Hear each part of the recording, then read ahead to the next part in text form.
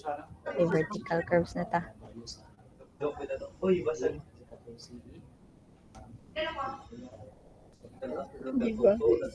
we have here a ground profile. So for example, mo ni siya ang atong ground profile. So mura siya og kung ang horizontal curve is a top view of the road. So this one is like a side view of the road. So for example, we have here our ground profile. So kana siya kung wala pa ng mga lines. So kani. So imagine mo na atong ground. So dili siya smooth. Kana siya. Then so let's draw a line tangent to the ground. So we have this tangent lines.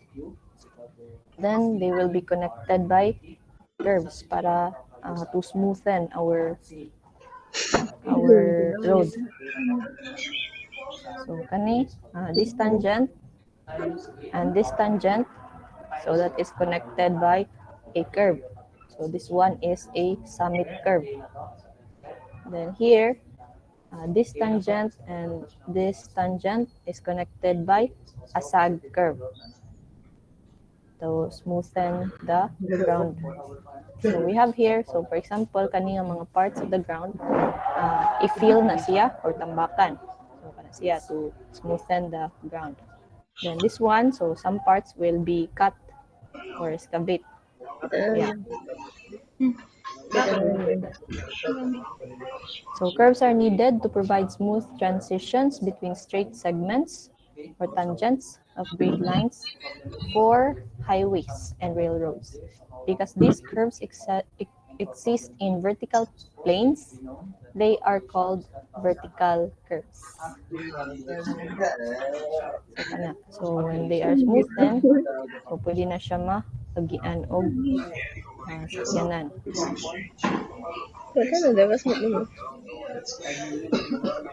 So we have here our symmetrical parabolic curves. So in vertical curves, these curves are parabolic. So dili sila circular. Kay ang circular is stiff pa kaayo ang pagka-curve. So our vertical curves are parabolic. So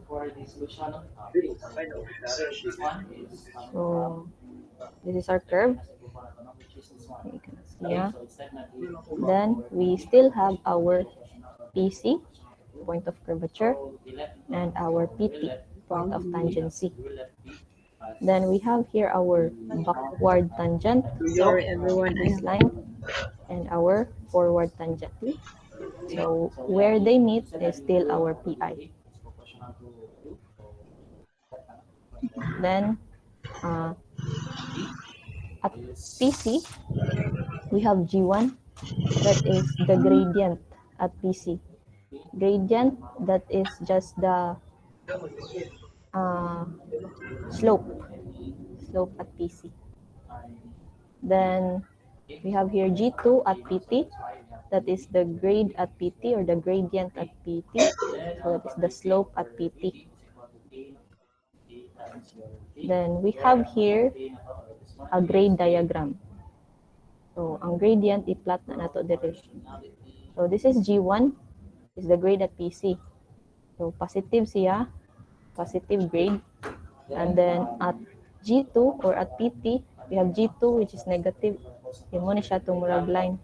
Mura siya og kuan ba? Shear and moment. So these are shear, ang grade diagram. Ang moment na to is ang parabolic curve.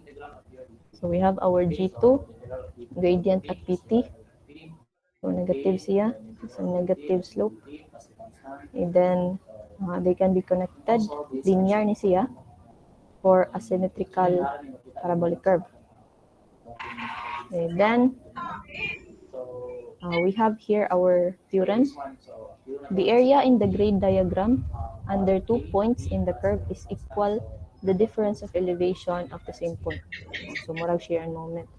So kani, for example, we have here our point A and point B.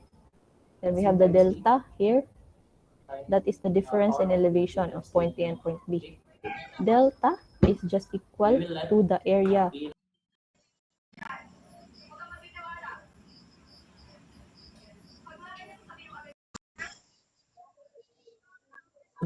delta is equals to the summation of area in the grade diagram. So since our curves in vertical curves is parabolic, so we have SPP, square property of parabola. The square property of parabola, we have y over x squared.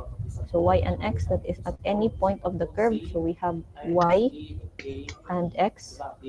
So at any point of the curve. Then that is equals to h over L over 2 squared. So h, we have here our h, that is from pi to the curve, offset distance. And from pi to pt and from pc to pi, that is equal lengths. That is half of the total length, L over 2. Okay, for symmetrical parabolic curves.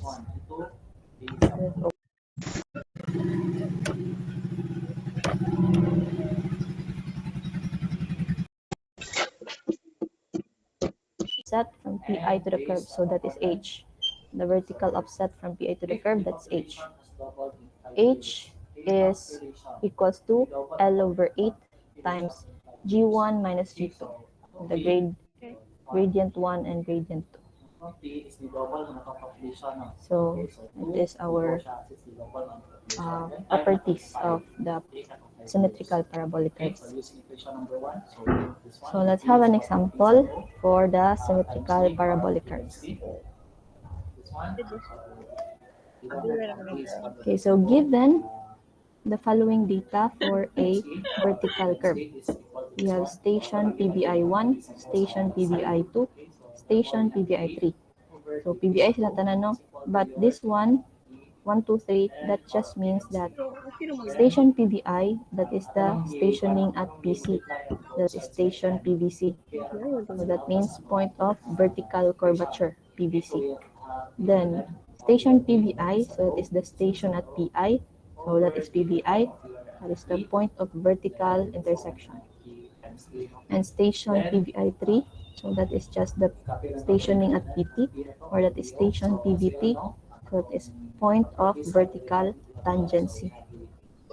So their stationings, so at PBI1 or PVC, stationing is 21 plus 50. And then stationing at PBI or PBI2, that is 26 hundreds.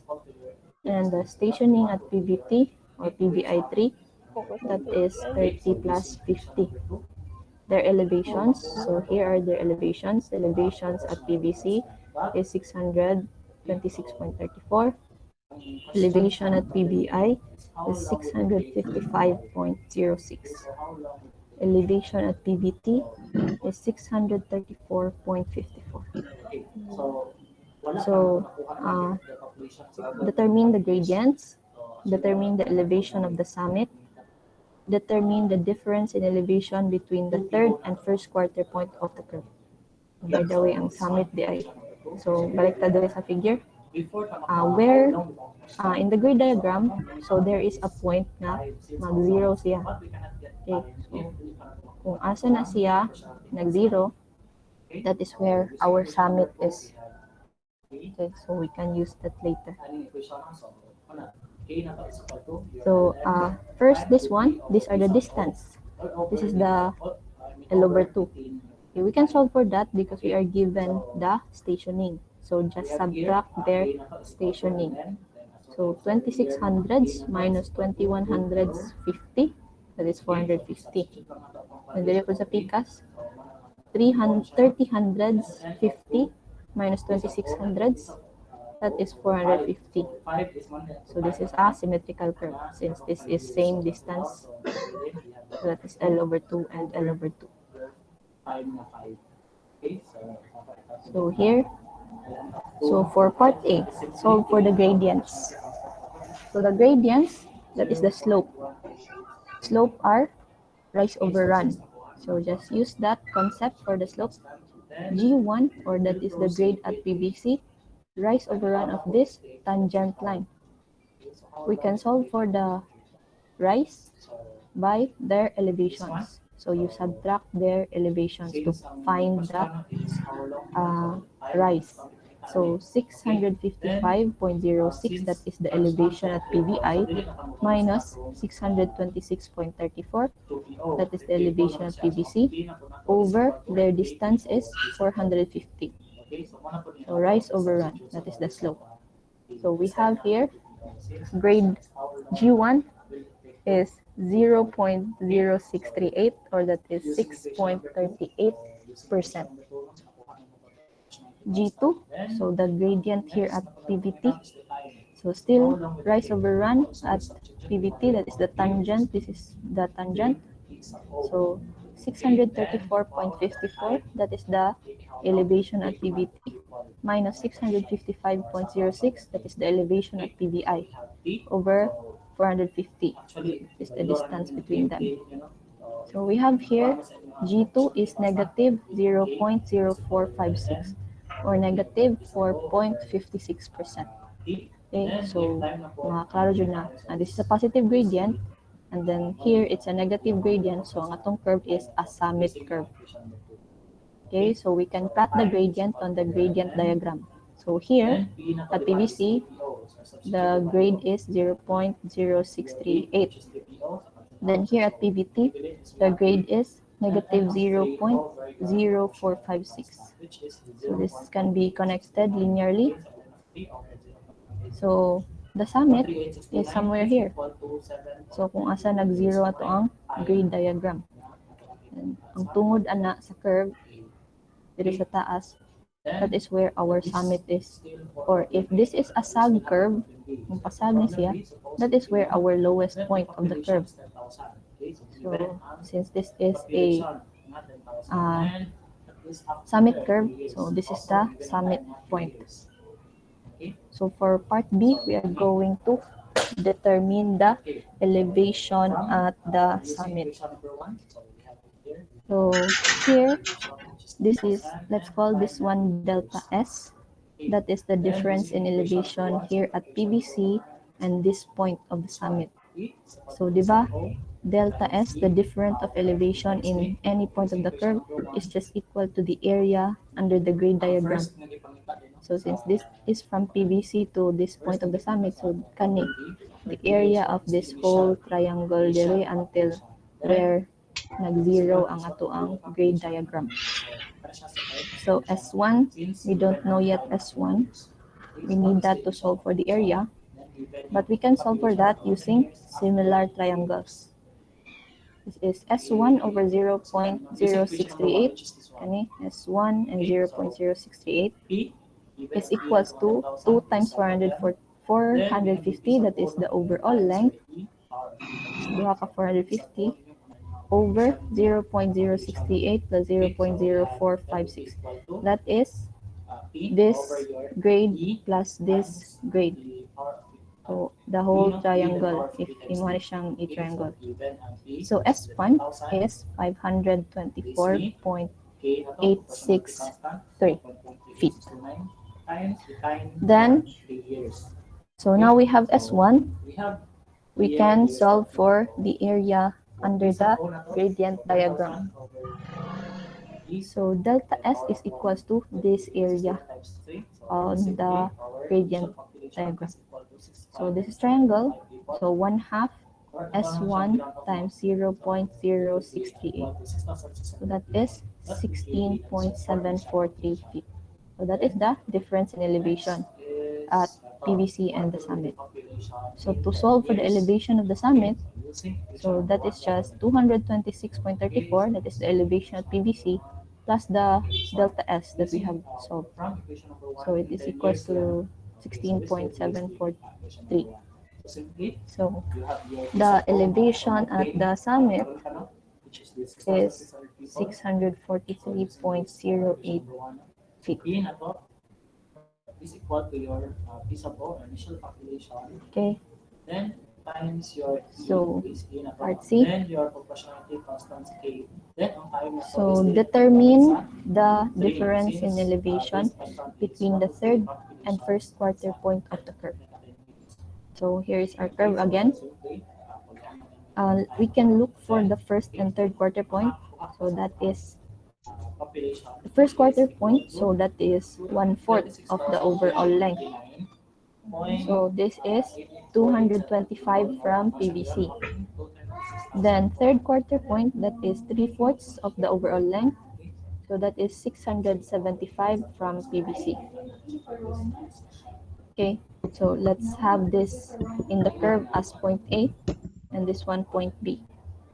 Ang atong gipangita is the difference in their elevation. So this one, difference in their elevation, let's call that delta BA. So again, the difference in elevation is just the area under the grade diagram na tungod ana nga point. So we need this area shaded. So these are two triangles. We need to solve for the gradient at A. So we don't know paana and gradient B. Then this one, the distances, we can solve for that from where our grade diagram is 0, that is S1 minus 225, that is the first quarter point. So this is the distance, 299.863. Then this distance is 675, that's the third quarter point, minus the S1. So this is 150.137. So we can solve for the gradient at A. Gradient at A over 299.863. So kani this triangle using similar triangles, gradient at A over this distance is equals to 0.0638 over 524.863. So this is the triangle similar. So kaning tanan. So the gradient at A is 0.0365. Then gradient at B, so still using similar triangles. So gradient B over 150.137 is equals to 0.0638 over 524.863. So the gradient at B is negative 0.0182. So now we have the gradients and we have these distances. We can solve for the area of these triangles. So solving for the area of the triangles, that is delta BA is equals to 1/2 of the 299.863 times the gradient A plus negative. So negative name, this is a negative gradient, negative 1/2 150.137 times the gradient P. So we have delta B, delta BA, or the difference in elevation at point A and point B, or that is the first quarter point and the third quarter point, that is equals to 4.106 feet.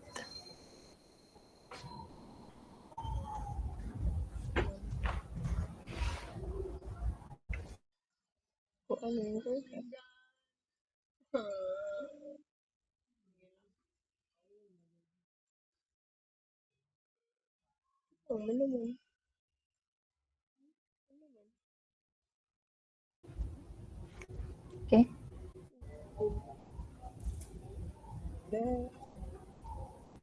So let's move to another example. So another example. So this example is a past board exam problem. So a descending grade of 4% intersect an ascending grade of 2.8% at station 12 plus 325 at elevation 14.2 meters. These two gradients are to be connected by a vertical parabolic curve with a rate of change of the grade of 0.544% per 20-meter station. A reinforced concrete culvert pipe with overall diameter of 105 centimeters is to be constructed with its top 30 centimeters below the subgrade. What will be the invert elevation? So a descending grade, so we have here, we will draw a descending grade of 4%. So this is a 4% na grade. Or we can plot here already in the grade diagram. This is negative 0.04. And then an ascending grade. So we have here our ascending grade of 2.8%. So 0.8%. So kanya to ang grade. The gradient through PT. So this is 0.028. And then on the grade diagram, so you can plot 0.028 positive. Then, so where they intersect the elevation and the station, so that is the PI. So the stationing at PI is that 12 plus 325. And the elevation at PI is 14.2 meters. So, a culvert pipe. So, ang culvert pipe, ano na nato ibutang? Where the lowest point of the curve. Kaya naman padung ng mga tubig. Asa na mudong sa lowest point of our highway. So, ano na ito ibutang ang lowest point? So, that is where the zero sa gradient diagram, let's call that point S, the lowest point of the curve. So, under ana nga point, we have the culvert pipe.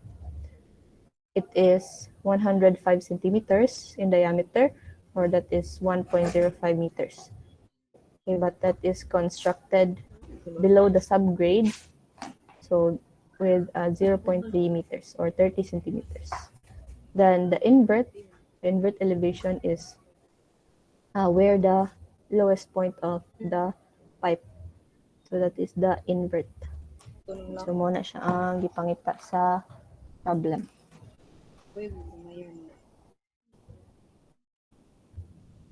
So let's proceed to the solution. So the length of the curve, we can solve for that.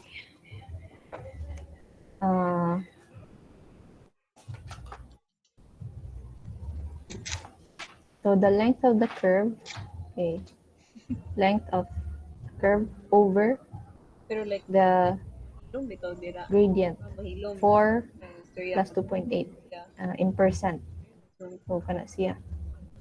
So if we have this triangle, so that is length over kana siya 4% plus 2.8%. That is equals to every 20 meter station, so that is the length, the change, so the change of their grade is 0.544%. So that is still similar triangles. So length is 250 meters. That is the overall length. So since this is a parabolic, so this 125 from PC to PI and 125 from PI to PT. Then D, to find the elevation from PC to PI, we can use the triangle, this triangle. So 0.04, that is the gradient or slope of this line, 0.04. So that is equals to D over 125, rise over run. So D is 5 meters. So since D is 5 meters, we can solve for the elevation at PC. So the elevation at PC is equals to the elevation at PI, which is 14.2, plus D, which is 5. So the elevation at PC is 19.2 meters. elevation at PC. Then, we can solve for S1. So, S1 using the grade diagram, still using similar triangles. So, S1 over 0.04, kaniya triangle, is equals to 250 over 0.04 plus 0.028. So, that is this whole triangle. So, S1 is 147.059 meters. So, delta S, we have here our delta S, the difference in elevation from PC to point S. That is the lowest point in our sag curve. So delta S is just the area under the grade diagram. So that is the area of this triangle. So that is negative 1/2, 0.04 times the S1. So the area or the delta S is negative 2.941 meters. Then, so we have delta S. We can solve for the elevation at S. Okay, that is just elevation at S, that is the lowest point in the curve. It is elevation at PC plus the delta S, or that is 19.2 minus 2.941. So the elevation at S is 16.259 meters. So now we have the elevation at S. We can solve for the elevation of the invert. So minusan na to. The invert elevation is equals to the elevation at S minus 0.3 minus 1.05. So 16.259 minus 0.3 minus 1.05. So the invert elevation is 14.909 meters.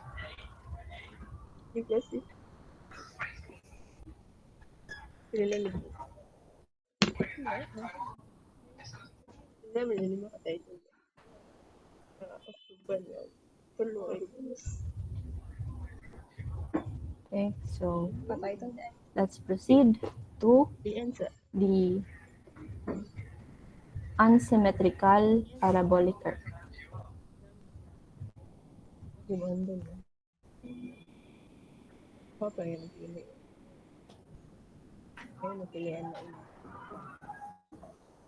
So unsymmetrical parabolic curve. So we have here an example. So kani siya, there are two parabolic curves na di-connect. So we have here from PC to PT, we have our overall curve. And then from PC to this point, basta ng PI. So at that point, na another grade. So we have G3. So where G1 and G3 nag-connect na sila dire, we have our H1. Then our G3 and G2, so nag-connect sila dire, that is our H3, ay H2 din, H2. And then PI is still where ang tangent sa PC and ang tangent sa PT nag-connect or intersect, that is our PI. And we have our offset distance H. So this time, the length from PC to PI is different from the length of PI to PT. So we have L1 and L2. Overall length is L. So if you plot that into grade diagram, their grade or slope. So we have G1, the gradient at PC. So since the summit curve is a positive grade. Then at PT, we have G2, this is a negative grade. Then at PI, where ang PI sa curve, offset. So that is where our G3. So kuan na siya. This is part of the kaninga curve. So you can see this is down na iyang grade. So ano siya, negative grade. G3. So when you connect G1 and G3, that is linear, that is one parabolic curve. Then from G3 to G2, lahi na pod ni siya og grade or linear yapon ni siya from G3 to G2. Okay, but it's not linear from G1 to G2. So murag makat siya diri sa G3. This is another parabolic curve. So where nag-zero ato ang grade, at this point, this is still where the summit or if this is a sag curve, that is where the lowest point of our sag curve is where summit.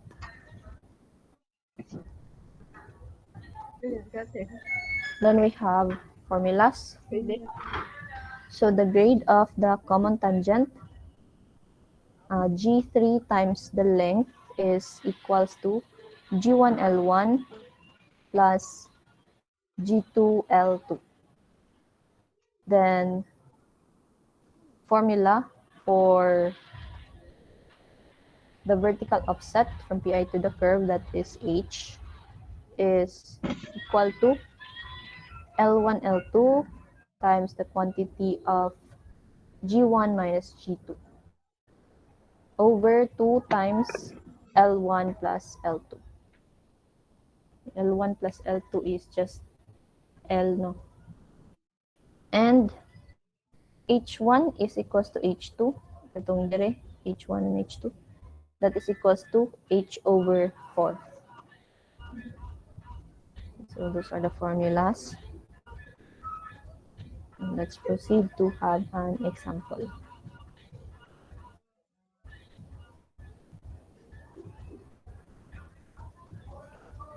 So example for unsymmetrical parabolic curve. Given the following data for a vertical curve, so we are given station PBI1, PBI2, and PB3. So again, those are the stationing here at PBC, PBI, and PBT. So stationing at PBC is 21 plus 50. Elevation at PBC is 626.34 feet. Stationing at PBI is 2600s. Elevation at PBI is 597.62 feet. Stationing at PBT is 29 plus 25, and elevation at PBT is 643.54 feet. So again, we can solve for the distances of PBC and PBI and PBI and PBT by subtracting their stations. So 2600s minus 2100s 50, so 450, and 2900s 25 minus 2600s, that is 325. So dili na sila pareho. So this is an unsymmetrical curve. Overall length is 775. So determine their gradients. So again, gradients are slopes. So G1 gradient at PVC, so rise over run, so using their elevations and the distance between them, so we have 597.62 minus 626.34 over 450. So it is negative 0.06382, or that is negative 6.382%. So negative grade, so we have our grade diagram here. You can plot your gradients. And G2 gradient at PBT, so 643.54 minus 597.62 over 325, so equals to 0.14129 or 14.129%. So ano dito? So you can plot in the gradient diagram. Then gradient at PBI, so G3.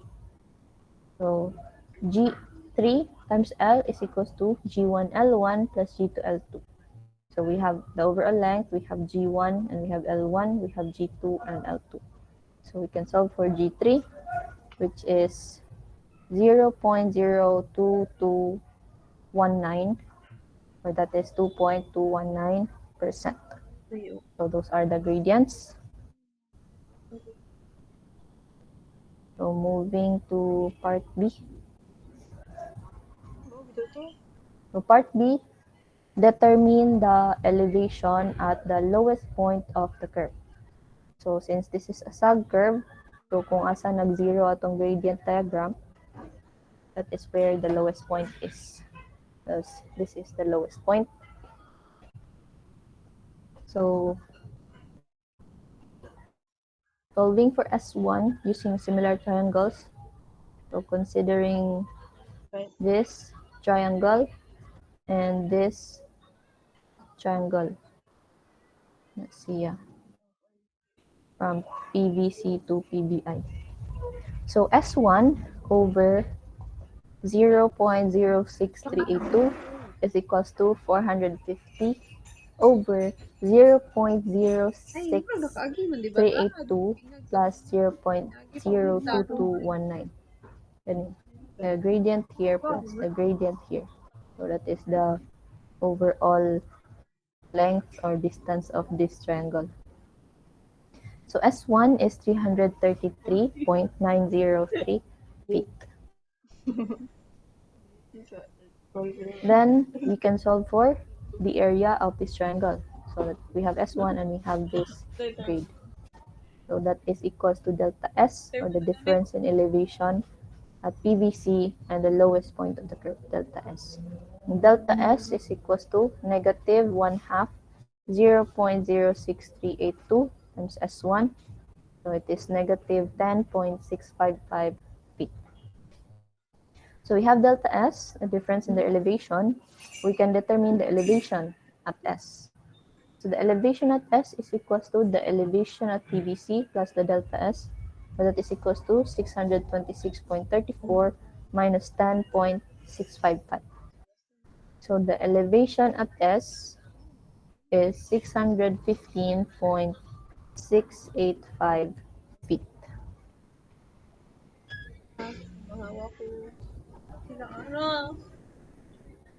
Next, determine the elevation at station 2600s. So that is the elevation sa curve. Kani, dire. We have the elevation man sa PBI. Okay, but that is the elevation sa curve. Ani. So that is here. 2600s is where the PBI is. So ani. So again, so delta I. So that is the difference in elevation from PVC to I. So it's called the delta I. So that is the area under the grade diagram. Pero dili Ani. to that extent. So area under that is 1/2, negative 1/2. So first this area, negative 1/2, 333.903 times 0.06382 plus this triangle, small triangle here, that is positive area. So plus 1/2, 116.097 times 0.02219. Bitaw ko nang magtawag sa Okay, so kana siya, that is just 450 minus the S1. So delta I is negative 9.367 feet. So the elevation at I is just elevation at PVC minus the delta I. So 626.34 minus 9.367. So we have the elevation at I is 616.973 feet. That is the elevation at station 2600s on the curve.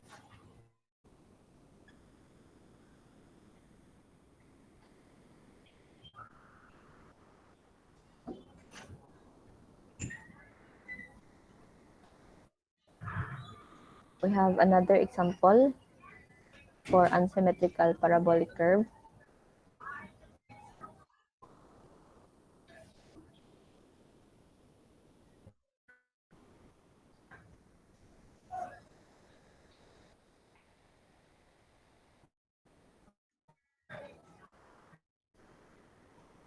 So an unsymmetrical parabolic curve has a forward tangent of negative 8% and a backward tangent of positive 5%. The length of the curve on the left side is 40 meters long, while that of the right side is 60 meters long. PC is at station 6 plus 780 and at elevation 100 meters. So, forward tangent, so that is dire sa PT. This tangent line through PT. So, the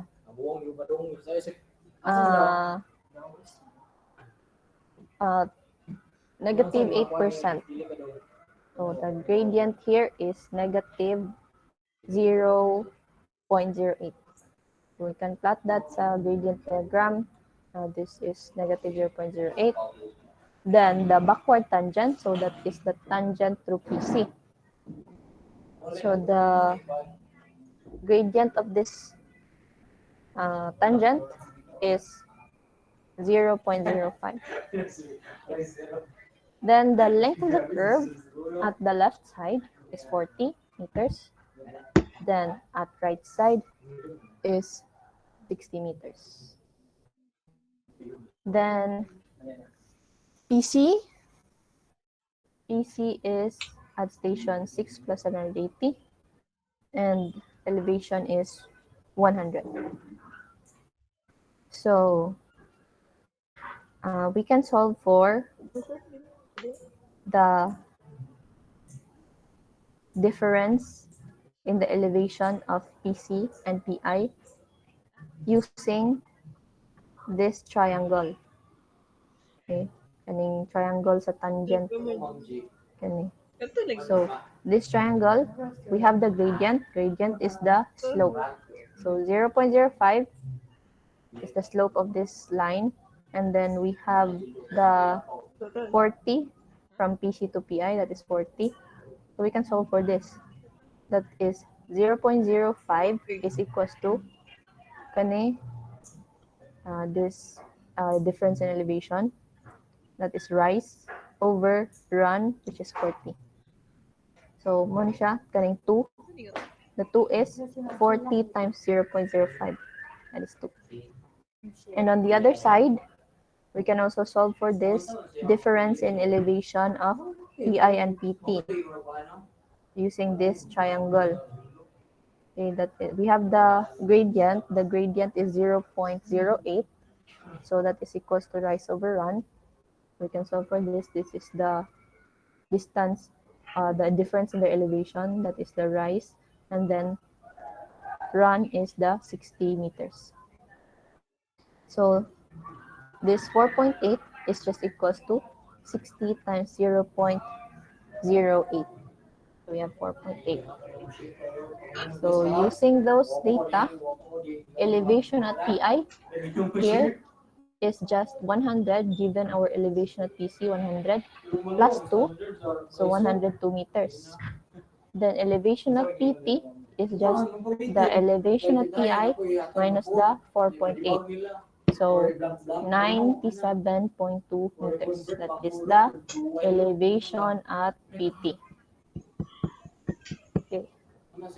Then, so let's solve for this data to be used for our next pangitaon. So G3 times L is equals to G1 L1 plus G2 L2. So we have the overall length, we have the G1 given, and we have L1, G2, and L2. So the G3 is just negative 0.028. So that is negative 2.0 So that is G3. And then we can solve for S1. So I plot na to on G3, so negative somewhere dire.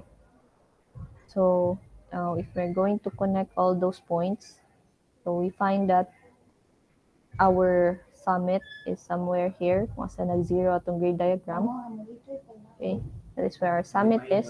We can solve for S1 using similar triangles. So S1 over 0.05 is equals to 40 over 0.5 plus 0.028. So S1 is 25.64 meters. So we have S1. So we can solve for this. This is just 40 minus BS1. So it's 14.36. So we are going to use that for our next steps. So delta Tugod na karon. I delta Online na karon. delta L. Video. Okay, so that is the Sige ba yun? elevation at station 6 plus 820 kani. We have ang gihatag da is kani di ba 6 plus 780 the stationing at PC. Then if you add 40, that is 6 plus 820. So you will know that that is where the PI is. So ang ato ipangita is the elevation at this station. So sa curve kani. So sa curve, that is the difference in delta L. Ay, naglahi ako ang mga subscript. This is supposed to be, we call this point J, so delta J. So delta J is this area under the grid diagram. So 1/2 of 200, 1/2 of 25.64 times 0.05 plus negative 1/2 of 14.36 times 0.028. So delta of these points are 0.44 meters. So the elevation at this point is the elevation at PC plus the delta. So elevation is equals to 100 plus 0.44. Okay do. So the elevation at the station 6 plus 820 is 100.44 meters. Diba naman isa? And part C is the elevation at the summit. So the elevation at the summit, so we need to find delta S, the difference in elevation from PC to the summit. So just this triangle, padung sa kung asa nag-zero ato ang gradient diagram.